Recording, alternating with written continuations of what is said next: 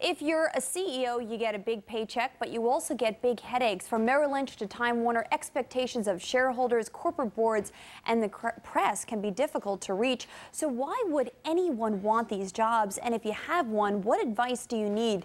Here with some answers from Pittsburgh is Carly Fiorina, a former CEO of HP and a Fox Business contributor, and Mike Paul, president and senior counsel of MPG and Associates. Welcome to the both of you. Thank you. Good morning. All right.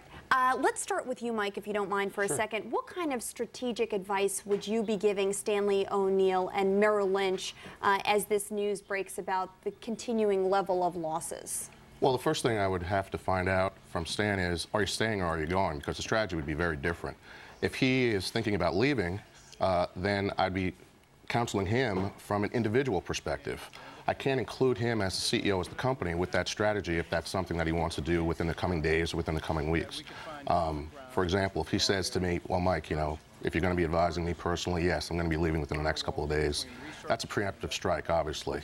The board is leaning towards letting him go. He wants to go on his own accord.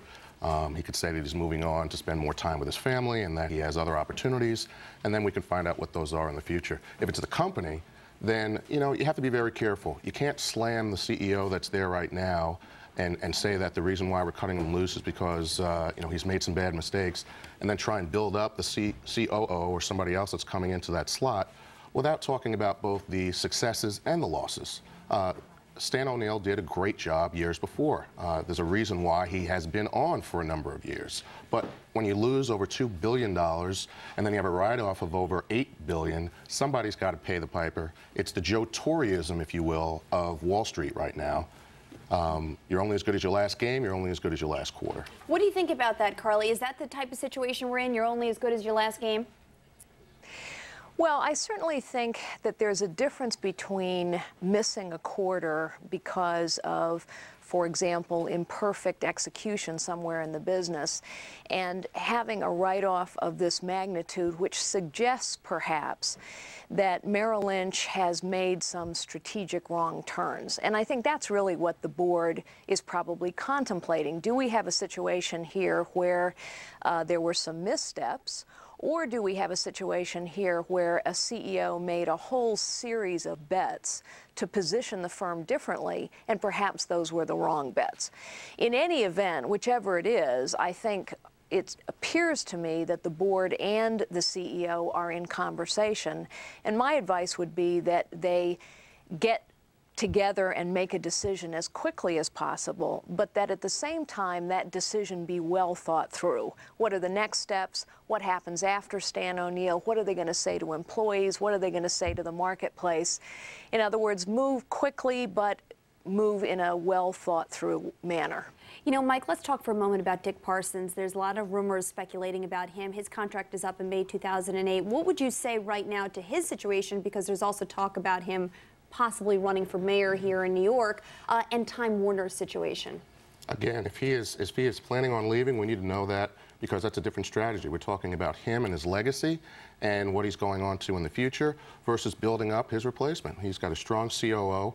Look, remember, we have to remember that the name of this company at one point was AOL Time Warner. So this is a man who's done a great job in trying to build back something, quite frankly, that was a big mess, and many who agree it was a wrong decision at the time. However, as we look at it long term, the stock really hasn't moved, so he's getting nailed from that. But many of these guys are still known, if you look at their legacy from a longer perspective, as excellent managers who had some troubled waters. Now, some have had more trouble than others. I think Dick Parsons, when you look back at his legacy, will be very good. Is this guy going to be our next New York City mayor, is a question that is rumbling right now. We'll see. He's poo-pooing that right now, but I think we should watch closely to see what he jumps into next. You know, Carly, after having sat in the executive seat yourself, I kind of wonder sometimes, for years and years, executives were the all-stars of Wall Street. They were the darlings of corporate America, and they've been facing such increased levels of scrutiny. I just wonder, has the job of CEO truly changed? You're seeing so many former attorneys. What do you think about that? Well, I think the fundamental job of a CEO is to build a strong firm. And that means a CEO needs to be paying attention to the medium term and the long term, not just the short term stock price. It means a CEO has to be making strategic choices and ensuring that the company is executing well against those choices. It means that a CEO has to pay attention to customers and employees as well as shareholders. But I do think there is a lot of short-term scrutiny on CEOs, and it has been the case for now, probably since the dot-com boom, where people are very focused on short-term stock price, and the media, of course, plays a big role in this as well. You get kind of an echo chamber of a lot of conversation about what's happening to the CEO. The truth is, of course, that the buck stops with the CEO, but it's also an oversimplification to say that everything that happens in a company is only about the CEO. Very important point. Carly, thank you so much for joining us this morning. You're welcome. And I should say Mike is also known as the reputation doctor. So we're going to have you back on to talk more about the reputation of some of these major companies. Thanks for joining us this morning. Thanks, Alexis. Business